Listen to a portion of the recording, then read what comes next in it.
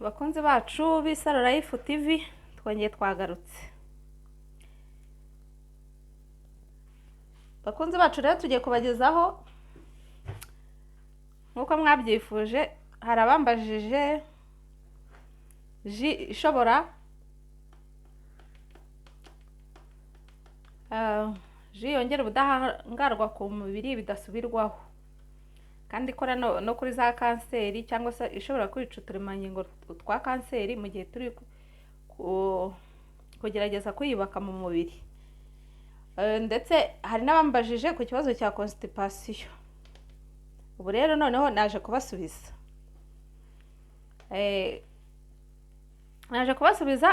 Nabibashakiye nk'uko abahanga babivuga, aramba nabirebye ndavuga nti reka nze mbibagezeho nanone.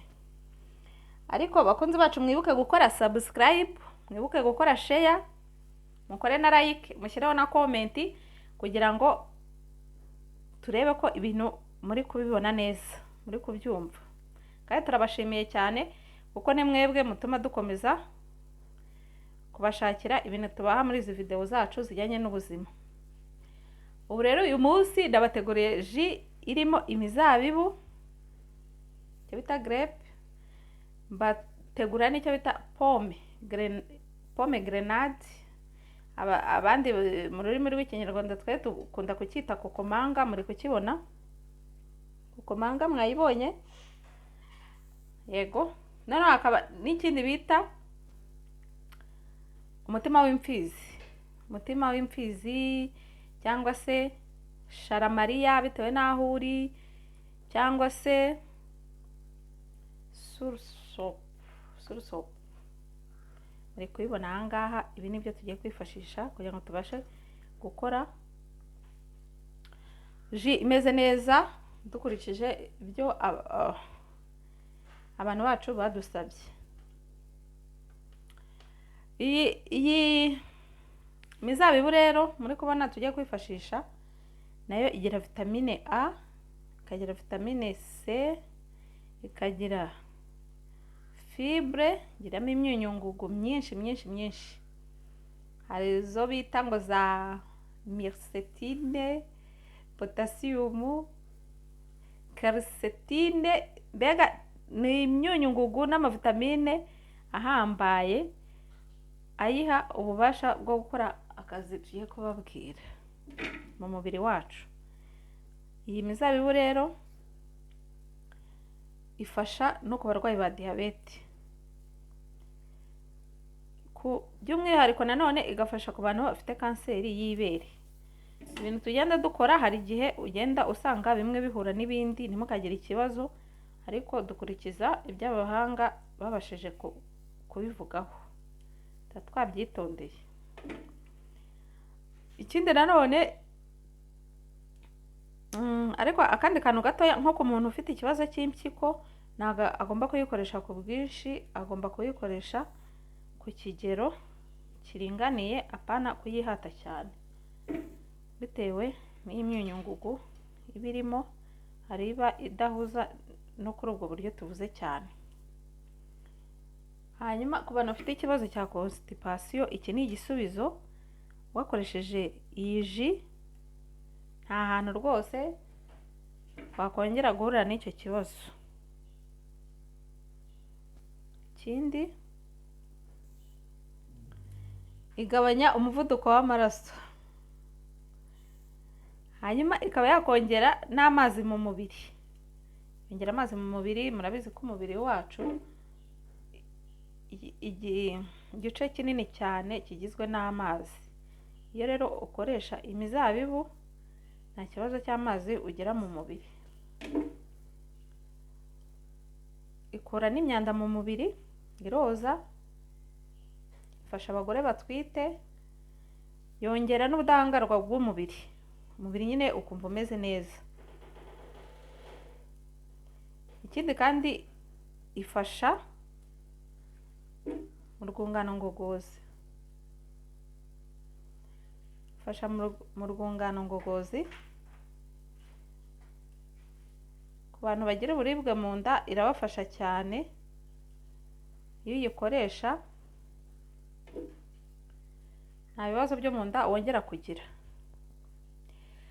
Harimo n'abakunzi bacu batubajije tese nta kintu cyongera akanyabugabo. Noneho iyo yongera akanyabugabo ku buryo ku gitsina gabo ku muntu uyikoresha rwose icyo kibazo nta hantu yongera guhurira nacyo, yongera akanyabugabo. Bakunzi bacu rero tumaze kuyitotora, turi kuyitunganya, tuyishyize muri blender yacu. Ndaje nkurikizeho na pomme grenade. Ikindi iyi mizabibu yacu ifasha ku bantu bagira infection mu myanya y'ibanga, yabafasha cyane, ntago bishobora kubaremerera cyane ngo ahore n'ububabare bukabije. Ikindi iyi mizabibu ifasha, irinda kubura amaraso. Urumva ko rero uyu mutobe w'imizabibu ni ingirakamaro cyane. Hanyuma rero iyi pomme grenade tugiye kuyifata nayo tuyivange n'imizabibu dukoremo ji. Akamaro kayo rero ni akahe? Iyi pomme grenade cyangwa se kokomanga nk'uko mubizi,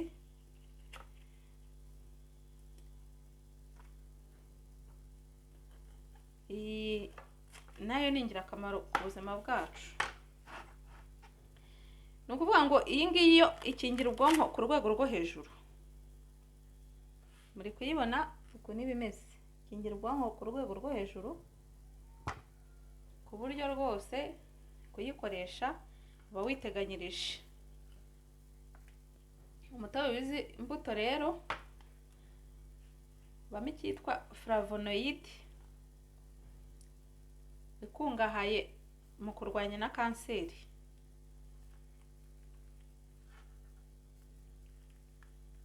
Kabigira antioxidant, niyo mpamvu ifite akamaro kanini cyane.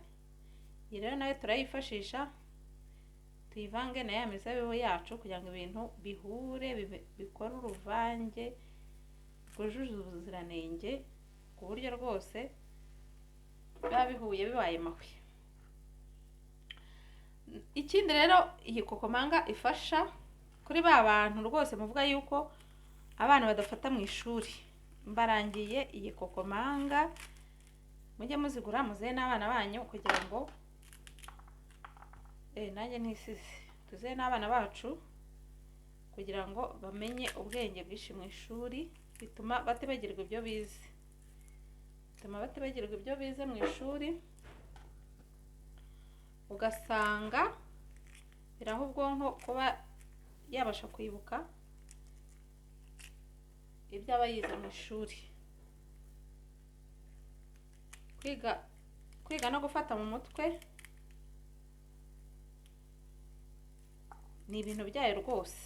Ni ukuvuga ngo wa mugese uri mu bwonko iragenda ikawoza, ubwonko bugakora neza rwose, ku buryo bitanga umusaruro. Uri kubibona rero bifitemo utuntu tw'utubuto mo imbere tumeze gutya, ku muri kubibona. Umuntu arayifata akabukuramo, ugenda bukuramo, ukabivanga n'iriya mizabibu. Ni ukuvuga ngo ukoze ikintu bita ikosora. Ni ikosora rwose ku mubiri, wogeje ubwonko, byahura n'imizabibu bikaba mahwi, bikabyaye umutobe ujuje ubuziranenge. Ubibona ngenda mbukuramo, mba nayironze, nanjye nakarabye mfite isuku. Turakoresha n'amazi meza kugira ngo bigende neza. Ubasha rero kubyikorera rugo nawe ukaba wabasha kwiha iyi ji imeze neza kandi ifite akamaro ku mubiri wacu. Ni ukuvuga ngo iyi kokomanga ikura icyitwa uburozi mu mubiri.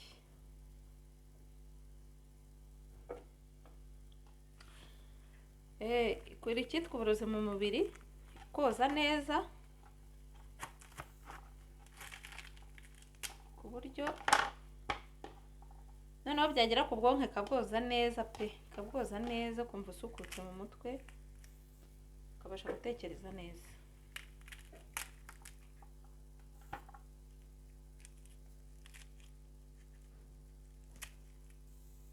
Irasukura rwose ku buryo nka 1/2 cy'ubwonko gisigara kiri fresh.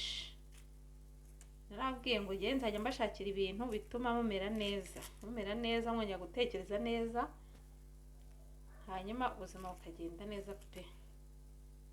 Bakunzi bacu murabibona nuko nguko bigenda.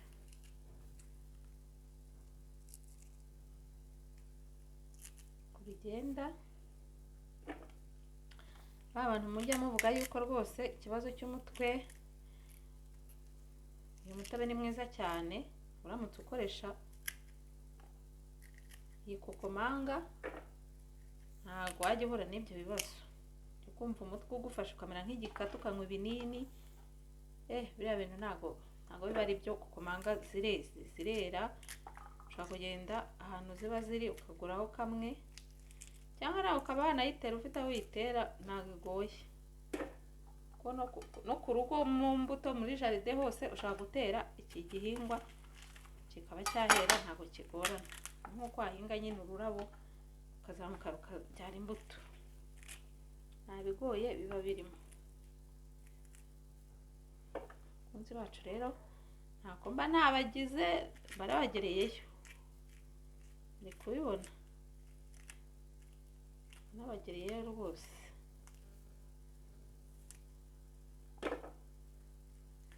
Uvuga ngo rero buri ikindi kintu kuri uyu mutobe wa kokomanga, bagabo mubyara, mufite abagore batwite, uyu mutobe ni mwiza cyane ku mugore utwite ndetse n'umwana azabyara. Mufate neza rwose izi pomme grenade, muzibahe kuko iyo umugore utwite awukoresheje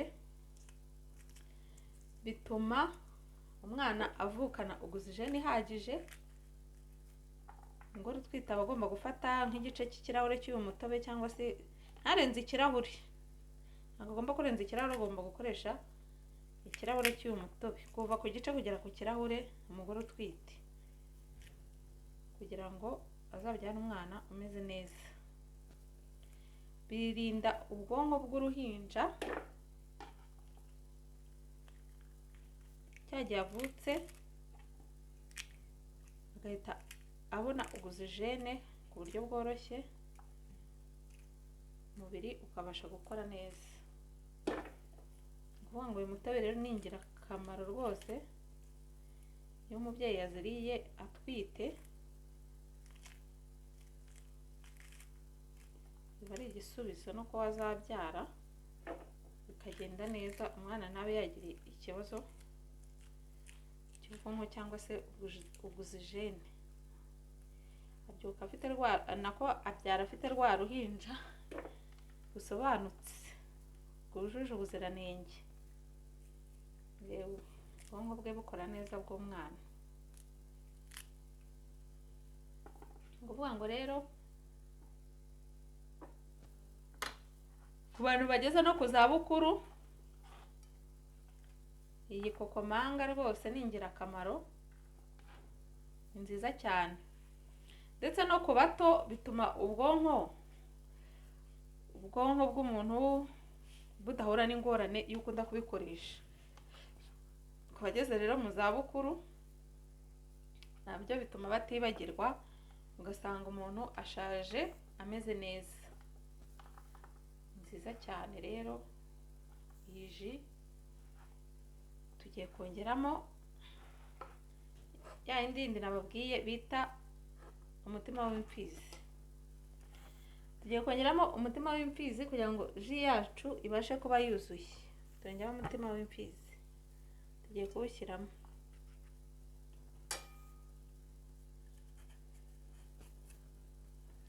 Umutima w'imfizi nayo turashyiramo kugira ngo bigende neza.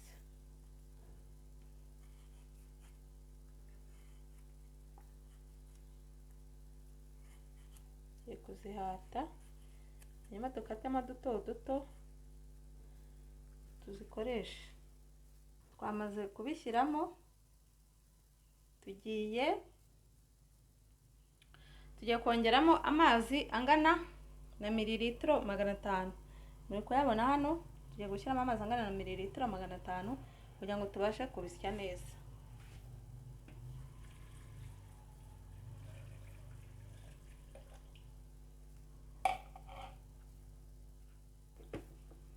yacu bimeze neza ku buryo buri umwe wese ubasha kubyikorera rwose, ubuzima buba bumeze neza.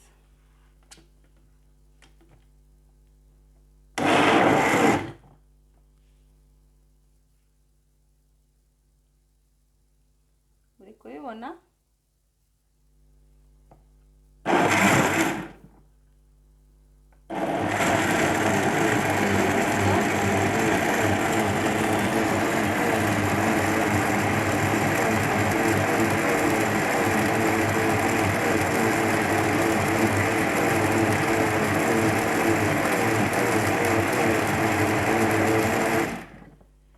yacu iranoze. Ku kijyanye rero buriya n'umutima w'imfizi cyangwa se sharamariya cyangwa se cœur de bœuf, biterwa n'aho uherereye n'uko byumva cyangwa n'izinuzi. Cœur de bœuf ifasha no ku maso, uyikoresha ikibazo cy'amaso rwose kiba amaso aba ameze neza, kandi igakora no kuri kanseri izo arizo zose mu mubiri w'umuntu, nk'uko abahanga babyemeje yuko umutima w'imfizi ukora kuri kanseri izo arizo zose, ukabasha kuzihashya. Rwanya na bagiteri, ndetse n'abarwayi ba diyabete bashobora gukoresha umutima w'imfizi nta kibazo.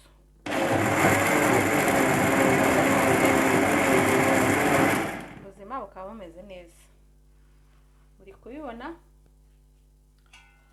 tugiye kuyungurura ji yacu iba imeze neza.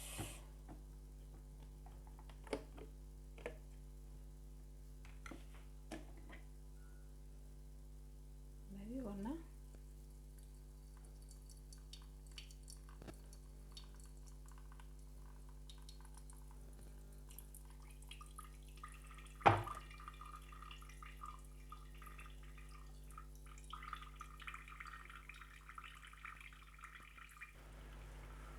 murabibona abakunzi bacu, rero turi kuyiyungurura